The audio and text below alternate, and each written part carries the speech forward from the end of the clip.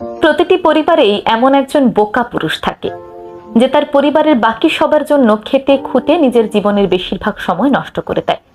সে নিজে লেখাপড়া করে না, কিন্তু নিজে উপার্জন করে সেই টাকা দিয়ে ভাই বোনদেরকে প্রতিষ্ঠিত হতে সাহায্য করে। তার জীবনের পুরো সময়টাই সে পরিশ্রম করে টাকা উপার্জন করে এবং তার ভাই বোনদেরকে লেখাপড়া শেখাতে সাহায্য করে। তার ভাই বোনরাও বড় ভাইয়ের টাকায় লেখাপড়া শিখে বড় হয়।